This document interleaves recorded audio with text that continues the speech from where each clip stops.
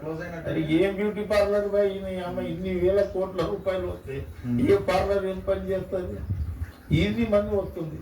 ఇలా ఇంకోటి నేను మర్చిపోయినా, పోచంపల్లి శ్రీనివాసరెడ్డి గురించి మాట్లాడు. ఇప్పుడు ఆయన 780 కోట్ల విలువ చేసే విల్లాలు కడుతున్నారు.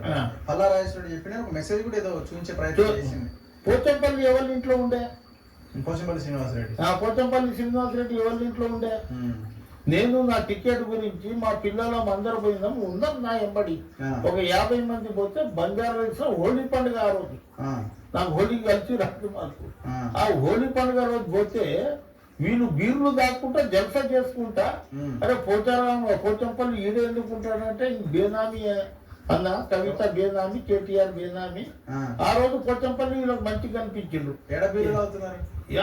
ఇక్కడ మన బంజారాస్ లో ఎక్కడో గెస్ట్ హౌస్ ఆ ఏరియా నాకు యాదకు వస్తలేదు.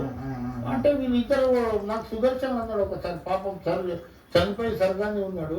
ఇప్పుడు కేటీఆర్ కు కవితకమ్మ వీళ్ళు బేనామీ ఈయన దగ్గర పెడుతున్నారు పైసలు, అందు గురించి ఆయన పేరు తీసింది. ఇవాళ 718 కోట్లు ఎంతో కోట్లు కడుతున్నారు. మళ్ళీ ఆయన దగ్గర చెప్పు, మళ్ళీ ఎక్కడ కడుతుండో అది చెప్పు, మళ్ళా ఎక్కడికి వచ్చింది ఇంత సొమ్ము. ఎమ్మెల్సీ కానీ 720 కోట్లు రావు కదా అవి. ఇప్పుడు నేను ఎమ్మెల్సీ అయిన 4 సంవత్సరాలు, నా బ్యాంక్ బ్యాలెన్స్ 1 లక్ష రూపాయలు ఉండదు.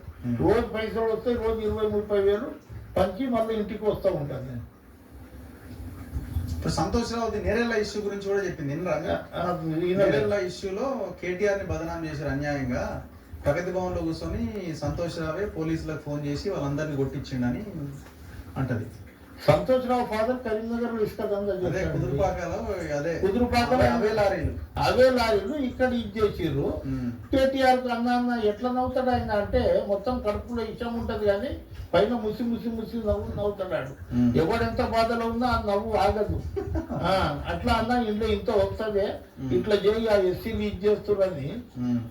పాపం ఎవరైతే స్పీకర్ మీరా కుమారి ఆ రోజు లేకుంటే బిల్ పాస్ కాదు. మీరా కుమారిని గిట్ట సిరిసిల్ల పొందియకుండా ఆ రోజు సంతోష్ రావు కానీ, హరీష్ రావు కానీ, కేటీఆర్ కానీ, కేసీఆర్ కానీ ఈమె అందరు అడ్డుకున్నారు కదా. వీళ్ళే అనుకుంటున్నారు. నువ్వు చేసినావు, నార్కో టెస్ట్ పెట్టండి, ఎవరు ఏం చేసిరో పట్టుకొచ్చి కాలు చేతులు కట్టి నార్కో టెస్ట్ పెడితే ఎవరు ఏం చేసిందో అందరికి పెట్టాలి.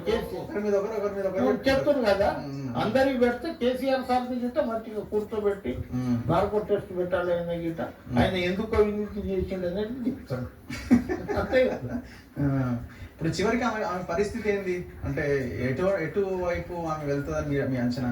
పొలిటికల్ గా సక్సెస్ అవ్వలేదా? చెప్పలేము. పొలిటికల్ గా ఎవరైనా పార్టీ తోటి, ఇవాళ బీజేపీ గానీ ఇంకో పార్టీ తోటి కనుక మిత్రపక్షంగా ఉంది. కాంగ్రెస్ లోకి వస్తే మంత్రి పదవి కానీ అంటారు. కాంగ్రెస్ లో వస్తే మంత్రి పదవి ఇవ్వడానికి ఏం లేదు. కాంగ్రెస్ లో చాలా పెద్ద కార్యకర్తలు ఎట్లా తీసుకుంటారండి కాంగ్రెస్ లో? కాంగ్రెస్ లో వీళ్ళ ఎమ్మెల్యే, మా ఎమ్మెల్యే ఆ రోజు కాంగ్రెస్ ఎమ్మెల్యేలను బళ్ళను దుంగపోతులను కొనుక్కున్నట్లు కాంగ్రెస్ కు ఒకటి ఇది ఉంది. కొంత మీరు కూడా ఉన్నారు కదా మొన్న, ఏది 10 మంది ఎవరో వచ్చారు కదా. 10 మంది మేము గెలిపిస్తే రాలే, వీళ్ళ లెక్క మేము చెప్పలే. అయ్యా ఇది రాదురా, ఇది మునిగిపోయే పడవ అని వచ్చారు. కానీ మేము వీళ్ళ లెక్క డబ్బులు ఇచ్చి ఇన్ని 1000 కోట్లు, ఇన్ని 100 కోట్లు, 50 కోట్లు, 100 కోట్లు ఇయ్యలే కదా.